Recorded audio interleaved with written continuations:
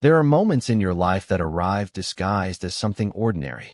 They wear the camouflage of a Tuesday night, the familiar scent of a dusty bar, the comfortable rhythm of a game you have played 100 times. You don't recognize them as turning points until much later, when you trace the map of your own heart and find a single, indelible pin marking the spot where the landscape changed forever.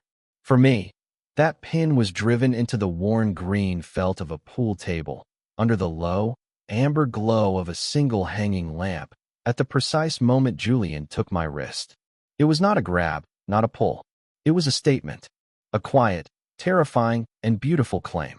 We were just playing pool, a meaningless game to pass the time, and then, in the space of a single heartbeat, we were not. We were something else entirely, something I had only ever allowed myself to dream of in the most secret, shuttered rooms of my mind. The air in the chalk line was always the same, a thick cocktail of stale beer, fried food, and the dry, mineral scent of billiard chalk. It was a place of comfortable decay, a haven for people who wanted to exist without explanation. We had been coming here for years, ever since our junior year of college when we discovered it was the one place where the noise was loud enough to drown out the pressure of exams and quiet enough to allow for conversation if you leaned in close. The game was our ritual, a physical manifestation of our friendship. The easy back and forth, the gentle competition, the shared focus on the geometry of angles and the physics of impact. It was a language we had developed, spoken in the satisfying click of colliding balls and the soft scrape of a cue stick against a calloused hand. That night was no different, or so I had thought. Julian was losing, which was unusual, but he was distracted. His consulting job had been eating him alive for months, a relentless series of flights, sterile hotel rooms, and high-pressure meetings where he had to pretend to be the most confident man on the planet. I could see the exhaustion fraying the edges of him, softening the usually sharp lines of his jaw, and putting a permanent shadow in the hollows beneath his eyes. He missed a simple shot on the 8-ball, the cue ball tapping it gently before rolling to a stop a few inches away. A rookie mistake. He sighed, a sound of profound weariness, and leaned his cue stick against the wall. He ran a hand through his dark hair, leaving it in a state of charming disarray that I tried very hard not to notice. "I'm off my game tonight, Leo," he murmured, his voice a low rumble that was almost lost beneath the jukebox and the clatter of another table. I smiled, a small, reassuring gesture. It's been a long week. And it's only Tuesday. I lined up my own shot, a straightforward bank into the corner pocket. I was chalking my cue, my eyes on the white ball, when he moved. He stepped around the table, closing the space between us. I was aware of his proximity as a change in the atmosphere, a sudden increase in pressure, the way the air crackles just before a storm. I assumed he was going to offer some playful, unsolicited advice, to nudge my elbow and tell me I was aiming wrong. It was part of our dance. But he didn't. He stopped beside me, so close I could feel the warmth radiating from his body, and he waited. I paused, my hand frozen midway through its circular motion. I looked up at him. His eyes, usually a bright, mischievous green, were dark and serious in the dim light. He wasn't looking at my face. He was looking at my hand, at the blue chalk dust coating my fingertips. And then he reached out. His fingers, warm and strong, closed around my wrist. The contact was electric, a sudden, sharp jolt that seemed to travel straight from my skin to the center of my chest, where it bloomed into a painful, suffocating heat. My breath hitched. The entire bar, with its noise and its motion, seemed to recede, fading into a distant, muffled hum. There was only the feeling of his hand on my skin. He didn't say a word. Slowly, deliberately, he guided my hand, still holding the chalked cue, away from the table. He brought it towards his own body. He led it to the center of his chest, to the soft, worn cotton of his gray t-shirt. And then he pressed my palm flat against him. I could feel the solid wall of his chest, the steady, rhythmic beat of his heart thumping against my hand. It was a slow, powerful, and deeply reassuring sound. It was the sound of him being alive, right here, with me. He held my wrist, keeping my hand pinned there, and his thumb began to move in a slow, hypnotic circle over my pulse point. My mind went completely blank, and then it flooded with 1,000 frantic thoughts at once. What was this? What did it mean? Was he drunk? He'd only had one beer. Was this a joke? His expression was anything but playful. It was a gesture of such profound and ambiguous intimacy that I had no framework to understand it. It was a surrender. It was a plea. It was an anchor dropping in a turbulent sea, and my hand was the anchor. He finally met my eyes, and in their depths, I saw a raw, unguarded vulnerability that I had never seen before. It was a look that said, "I am tired. I am lost. Hold me steady." And I did. I let my fingers relax against his chest, let my hand soften into the shape of his body. I let him hold my wrist, let him draw whatever comfort he needed from the simple, solid fact of my presence. The world rushed back in. The twang of a guitar from the jukebox, the shout of laughter from the bar, the sharp crack of a break from the next table over. But none of it mattered. A new room had been built around the two of us in that moment. A room with walls made of shared silence and a ceiling made of unspoken need. The game was forgotten. Everything was forgotten, except the steady, living proof of his heartbeat under my palm. To understand the weight of that moment, you have to understand the foundation it was built upon. You have to understand the years of careful architecture that went into the friendship Julian and I shared. We met as freshmen, randomly assigned roommates in a sterile, cinder-block dorm room that smelled of industrial paint and lingering teenage anxiety. I was the quiet one, the observer, the kid who spent his time with a camera, trying to capture the world without having to participate in it too much. My side of the room was neat, ordered, a collection of photography books and carefully arranged lenses. I was building a fortress of solitude. Then Julian arrived, a whirlwind of chaotic energy and easy charm. He burst through the door with 2 duffel bags, a crooked smile, and an apology for being late. His side of the room was a testament to a life lived in motion, clothes spilling from an open suitcase, a lacrosse stick leaning in the corner, textbooks already dog-eared. He was all bright surfaces and forward momentum, a stark contrast to my shadowy stillness. I was prepared to resent him, to retreat further into my shell. But he made it impossible. He wasn't loud or obnoxious. He was just present. He had a way of seeing people, of drawing them out with a genuine curiosity that was impossible to resist. He'd ask about my photos, not with the polite disinterest of most people, but with a real desire to understand what I saw through the lens. He'd sit on my bed, flipping through my prints, and point out details I thought only I had noticed. He saw the world I was trying to capture, and in doing so, he saw me. Our friendship wasn't built on grand declarations or dramatic events. It was forged in the small, quiet moments. In late-night study sessions fueled by terrible coffee from the vending machine down the hall. In sharing headphones to listen to a new album, our shoulders pressed together on his perpetually unmade bed. In the easy silences that could stretch for hours while I edited photos and he coded on his laptop, the only sounds the click of my mouse and the tap of his keys. We were 2 different forms of energy that had found a strange and perfect equilibrium. He was the tide, always moving, and I was the shoreline, the constant he always returned to. My feelings for him were a slow development, like a photograph emerging in a darkroom. At first, there was just a vague impression, an indistinct shape of admiration and affection. I loved his laugh, a genuine, uninhibited bark of a sound that made his eyes crinkle at the corners. I loved the way he would get a specific, focused look on his face when he was trying to solve a problem, his brow furrowed and his lower lip caught between his teeth. I loved his casual, unthinking kindness. But over time, the image began to resolve. The lines sharpened. The affection deepened, darkened, and took on the unmistakable tones of love. It was a quiet, aching thing that I kept locked away, a secret I guarded more carefully than my most fragile negatives. He was, for the entire time I knew him, a serial monogamist. There was always a girlfriend, bright, pretty girls who were drawn to his energy like moths to a flame. I learned to be the supportive friend, the good listener.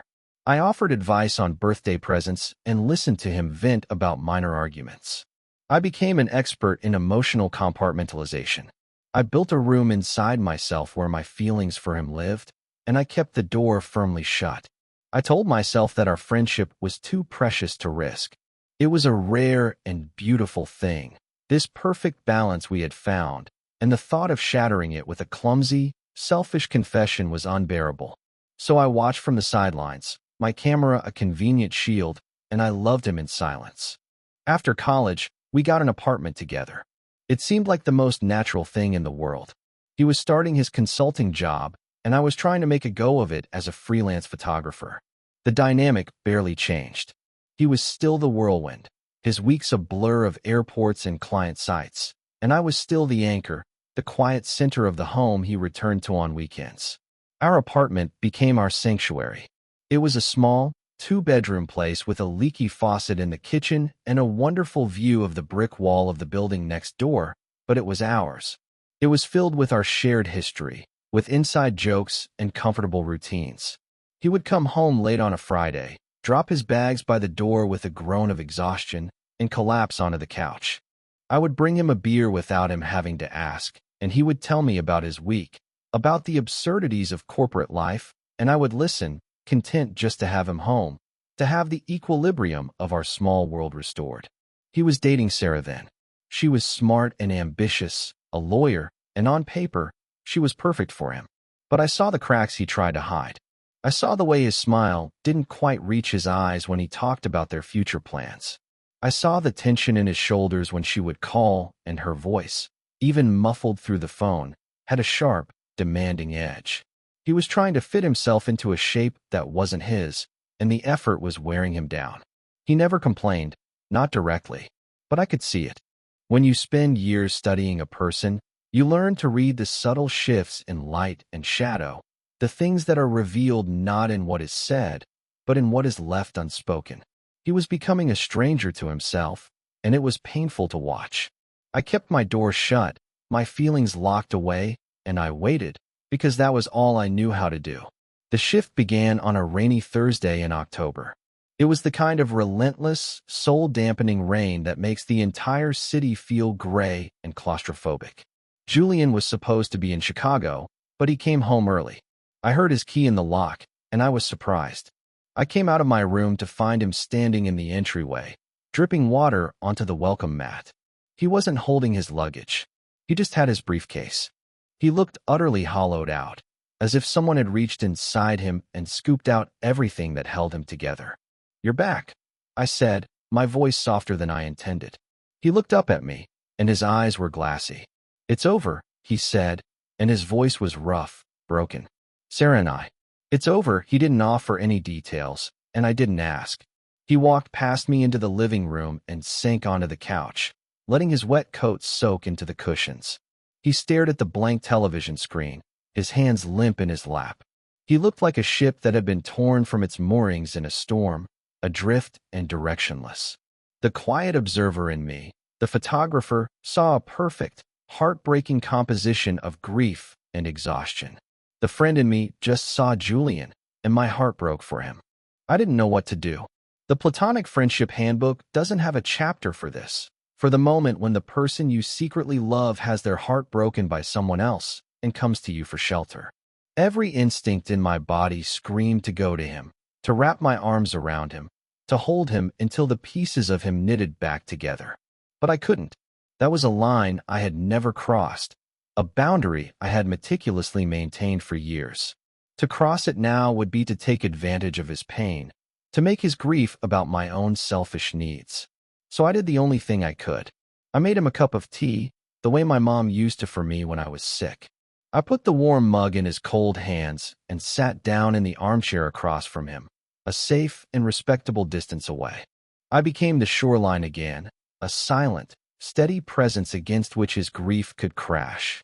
He didn't speak for a long time. He just held the mug, letting the steam warm his face.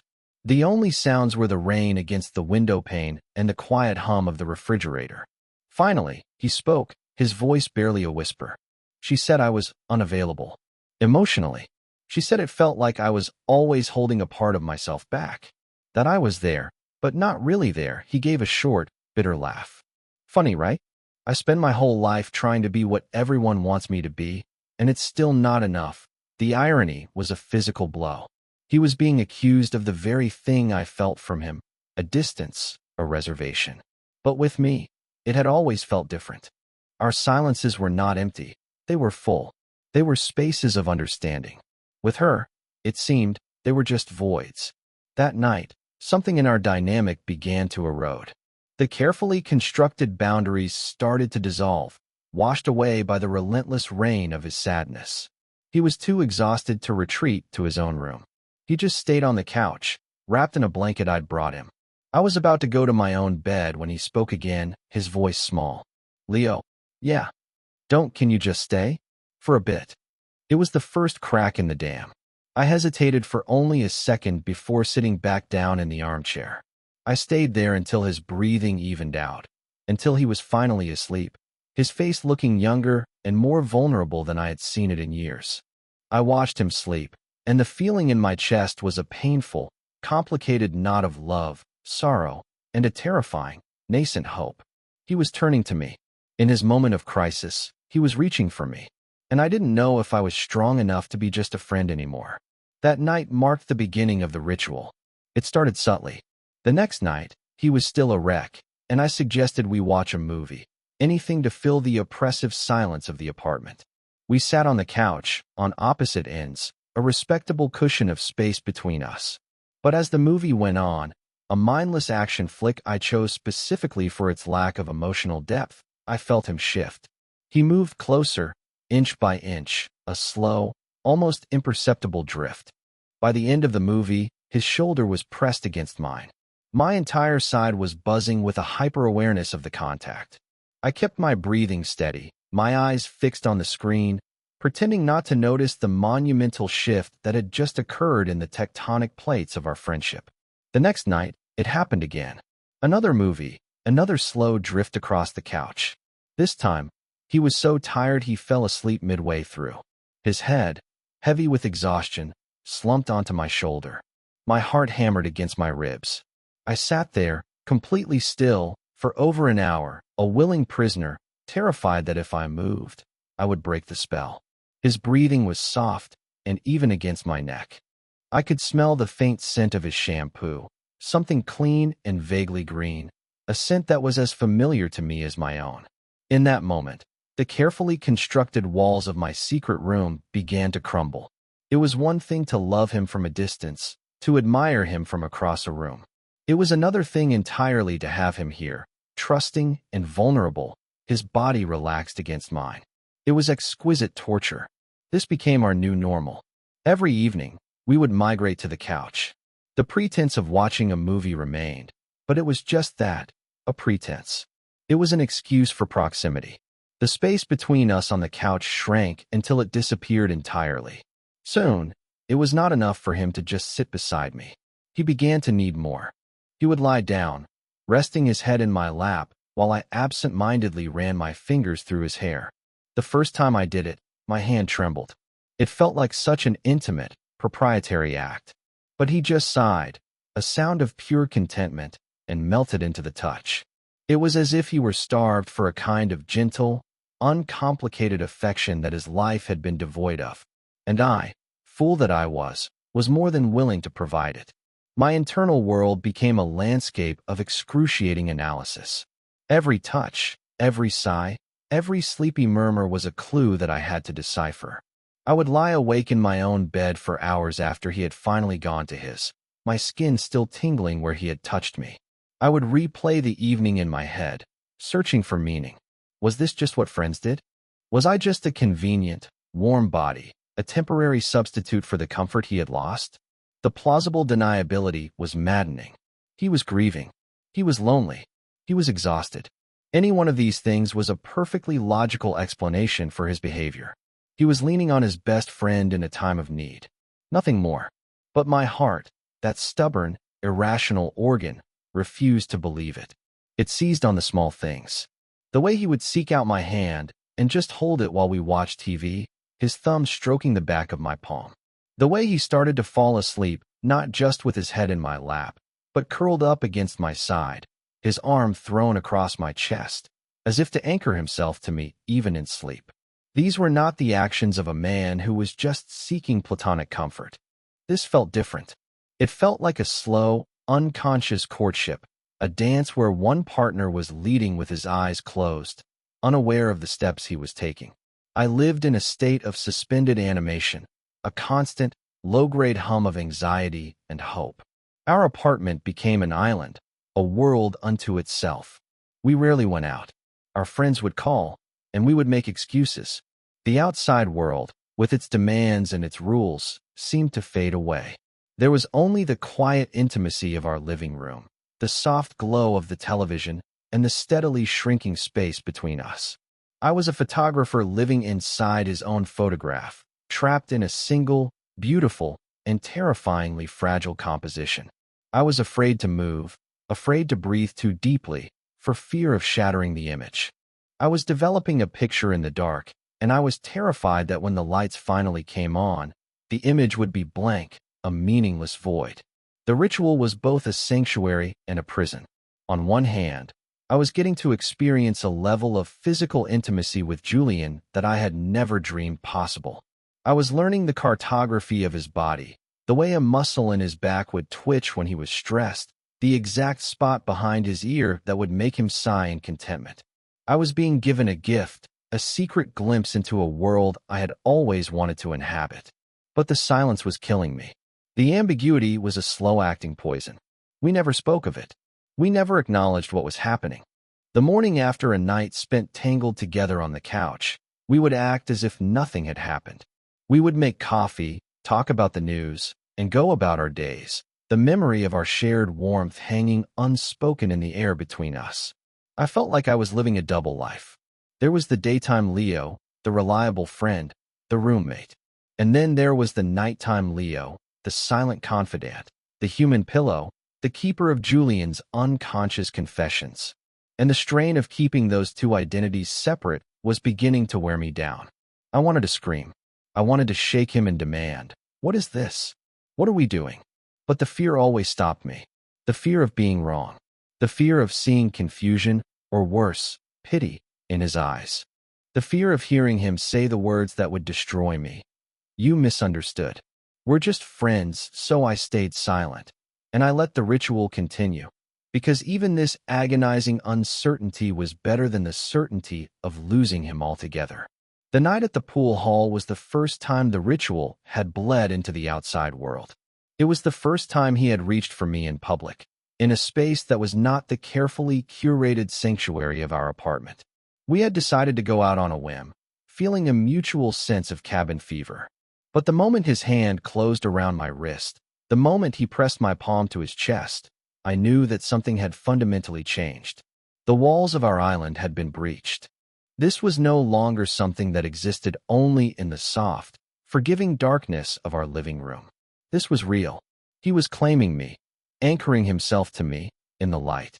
The drive home from the bar was silent, but it was a different kind of silence than the ones we usually shared. It was not comfortable. It was heavy, charged with the energy of what had happened. I could feel him looking at me from the passenger seat, but I kept my eyes on the road, my hands clenched on the steering wheel. I felt exposed, as if the secret I had been guarding for years was suddenly written all over my face. He had taken a piece of our private ritual and performed it in public, and I had no idea what it meant. Was it a mistake? A subconscious slip? Or was it a signal? When we got back to the apartment, the tension was a physical presence in the room. It was in the way he fumbled with his keys, the way I stood awkwardly in the entryway, not knowing where to put myself. The usual, easy rhythm of our homecoming was gone, replaced by a stilted, hesitant choreography. He didn't speak. He just walked into the living room, our sanctuary, and stood by the window, looking out at the city lights. I followed him, my heart pounding a nervous, unsteady rhythm against my ribs. This was it. This had to be the moment. The silence had to break. I couldn't endure another minute of this ambiguity. The photograph had been in the developer long enough. It was time to turn on the lights, no matter what the image revealed. "Julian," I said, and my voice sounded strange to my own ears, thin and fragile. He turned from the window. His face was pale, his expression unreadable. He looked just as lost and terrified as I felt. We stood there for a long moment, two people on opposite sides of a chasm that had opened up on the floor of our living room. And I knew that one of us had to be brave enough to build a bridge, or we would be separated forever.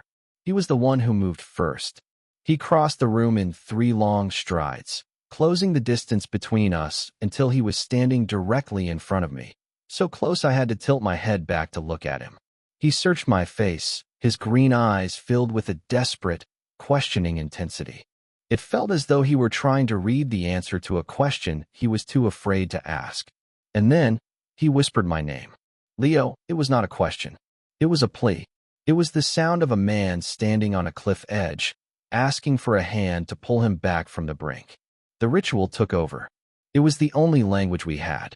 I led him to the couch, and we sat down. But this time, it felt different. There was an intentionality to it. He didn't just drift towards me.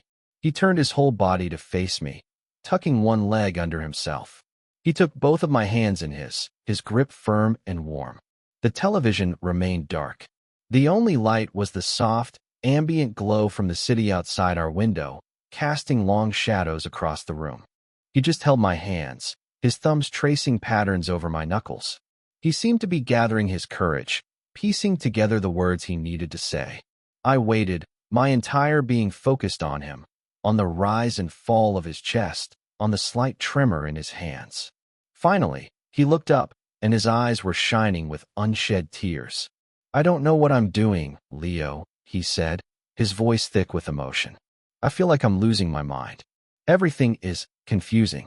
Since everything, I squeezed his hands. It's okay to be confused, no, he said, shaking his head. It's not that. It's you, he took a shaky breath. You're the only thing that makes sense. You're the only person I want to be around. When I'm on the road, in those empty hotel rooms, all I can think about is coming home. To this couch. To you. He looked down at our joined hands. This, he said, his voice dropping to a whisper. This is the only time I feel safe. The only time I feel like I can breathe. My heart felt like it was going to beat its way out of my chest. This was more than I had ever allowed myself to hope for. This was a confession, raw and unfiltered. He looked back up at me, and his expression was one of profound, heartbreaking vulnerability. Is this okay? He asked, his voice cracking on the last word. What we're doing. Is it okay with you? The question was the bridge across the chasm. It was the permission I had been waiting for, the key to the room I had kept locked for so long. And in that moment, all the fear, all the anxiety, all the years of silent pining, they all coalesced into a single, simple, and undeniable truth. I leaned forward, closing the small space that remained between us. I was the one who initiated it. I was the one who finally crossed the line. I pressed my lips to his. It was not a passionate, desperate kiss. It was quiet. It was tentative. It was a question and an answer all in one. It was the taste of salt from his tears and the faint, familiar taste of the beer we'd had at the bar. It was soft and searching and breathtakingly gentle. It was the feeling of coming home after a long and difficult journey. When I pulled back, he was looking at me with an expression of pure, unadulterated wonder, as if he had just discovered a new color. It's okay, I whispered, my forehead resting against his. It's more than okay, he let out a shuddering breath, a sound of immense and profound relief. And then he kissed me again. And this time, it was not a question. It was a statement. It was the same statement he had made with his hand on my chest in the bar. But now, I finally understood the language. It was a claim. It was a promise. It was the beginning of everything. The aftermath of a storm is often quieter than the storm itself. The morning after the kiss, the apartment was filled with a strange, fragile silence. The charged tension of the night before had dissipated, but it had been replaced by a new kind of uncertainty, a sense of nervous potential, like the stillness in the air after a lightning strike. I woke up first in my own bed. I couldn't remember how I had gotten there. The last thing I remembered was falling asleep on the couch, my head on Julian's chest, his arms wrapped securely around me, the rhythm of his breathing a lullaby. I found him in the kitchen, staring into a coffee mug as if it held the answers to the universe. He was already dressed for work, in a crisp shirt and trousers that looked like armor.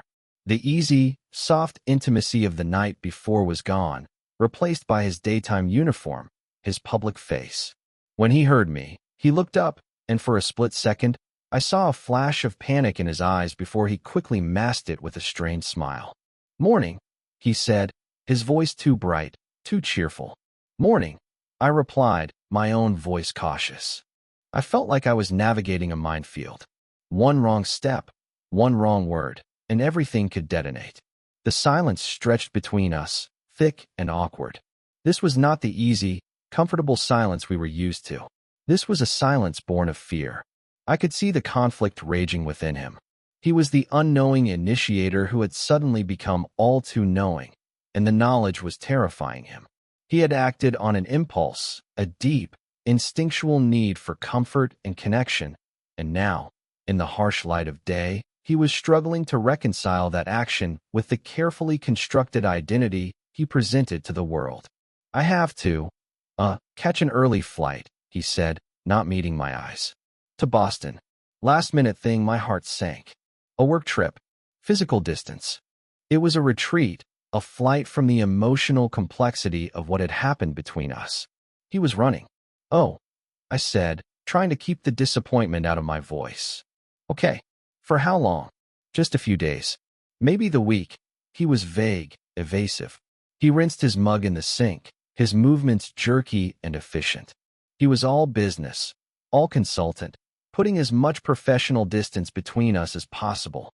He grabbed his briefcase, slung his suit jacket over his shoulder, and headed for the door. He paused with his hand on the knob, his back to me. "I'll call you," he said, but it sounded like a lie. And then he was gone. The door clicked shut behind him, and the sound echoed in the silent apartment like a gunshot. I stood alone in the kitchen, the ghost of his kiss still on my lips, and I was overwhelmed by a tidal wave of fear and regret. I had misinterpreted everything. I had been a fool. I was just a port in his storm, a convenient place to shelter until the weather cleared, and now that the sun was out, he was sailing away, leaving me wrecked on the shore.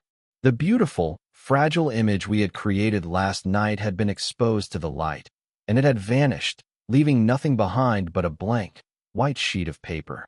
The next few days were some of the longest of my life. The apartment felt vast and empty without him. The silence was no longer a comfort, it was an accusation.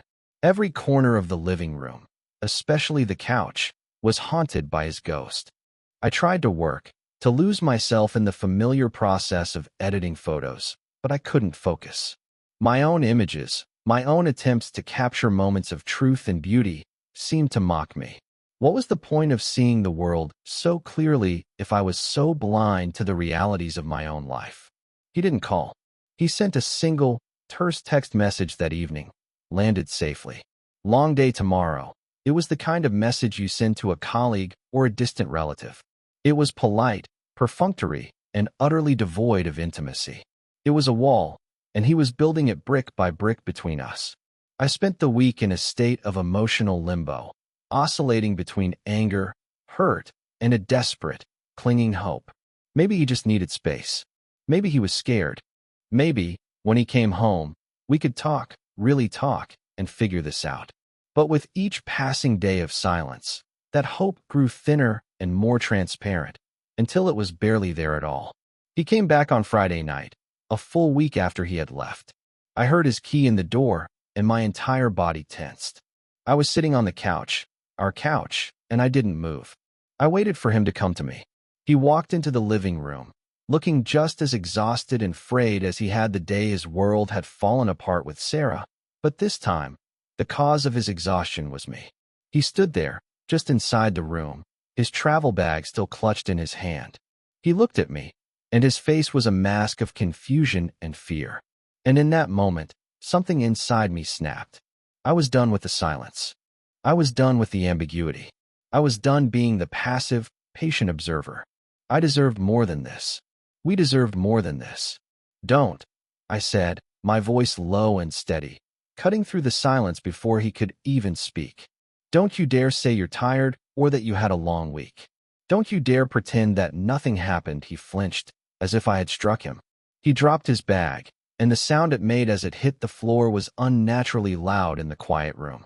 Leo, he started, but his voice trailed off. He had no words, no explanation, no excuse. I stood up, my body thrumming with a strange, cold anger born of hurt. What was it, Julian? What was any of it? Was I just a temporary fix? A convenient warm body to get you through a tough time? Because if that's all it was, you need to tell me. You owe me that much. You owe me the truth. He just stared at me, his eyes wide with a pain that mirrored my own. And I saw it then. It wasn't malice. It wasn't indifference. It was pure, unadulterated fear. He was terrified. Terrified of his own feelings, terrified of what they meant, terrified of changing the fundamental structure of his life. He finally spoke, his voice ragged. I don't know, he whispered, and the admission seemed to cost him everything. I don't know what it was. I just know that when I was with you, everything felt right. And it scared the hell out of me. It still does. He ran a hand through his hair, a gesture of pure distress. I've spent my whole life following a map, Leo. College, job, girlfriend. It was all laid out. And then you're not on the map. And I'm lost. His confession, his admission of being lost, disarmed my anger completely. The fury drained out of me, replaced by a deep, aching wave of empathy. He wasn't pushing me away because he didn't care. He was pushing me away because he cared too much, and he didn't know what to do with it.